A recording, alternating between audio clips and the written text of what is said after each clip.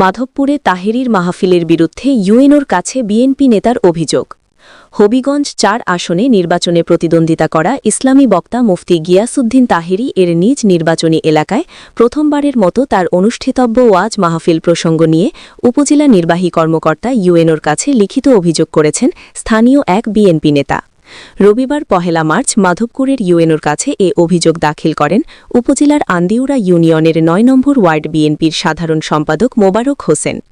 জানা যায়, মাধবপুর উপজেলার আন্দিউরা ইউনিয়নের মুরাদপুর এলাকায় আগামী সোমবার ২রা মার্চ একটি ধর্মীয় ওয়াজ মাহফিল অনুষ্ঠিত হওয়ার কথা রয়েছে।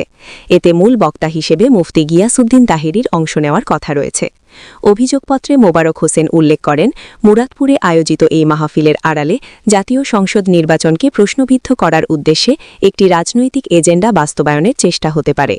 তিনি দাবি করেন, মাহফিলে অংশ নিতে আসা বক্তা সরকার বিরোধী ও উস্কানিমূলক বক্তব্য দিতে পারেন, যা এলাকায় আইনশৃঙ্খলা পরিস্থিতির অবনতি ঘটাতে পারে।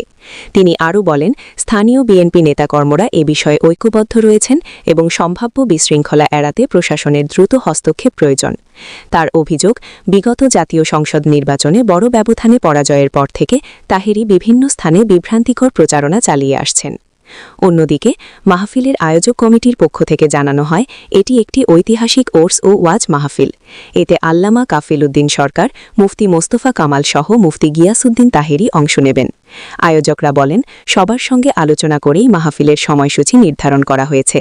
এখানে যদি কেউ প্রতিহিংসামূলক আচরণ করে তাহলে তারা দেশবাসীর কাছে সমালোচিত হবে।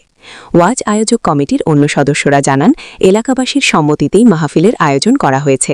এটি একটি ধর্মীয় অনুষ্ঠান হওয়ায় এতে সরকারি কোনো বাধা থাকার কথা নয়। এখন পর্যন্ত প্রশাসনের পক্ষ থেকে কোনো নিষেধাজ্ঞাও দেয়া হয়নি।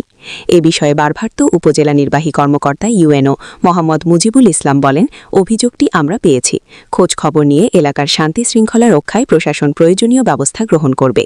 তবে বিনা বাধায় ওয়াজ মাহফিল অনুষ্ঠিত হবে কিনা এ প্রশ্নে প্রশাসন কোনো মন্তব্য করেননি। ফলে মাহফিলটি নির্বিঘ্নে অনুষ্ঠিত হবে নাকি প্রশাসনিক বাধা কিংবা অপ্রীতিকর পরিস্থিতির মুখে পড়বে, এ নিয়ে এলাকাবাসীর মধ্যে প্রশ্ন ও উদ্বেগ দেখা দিয়েছে।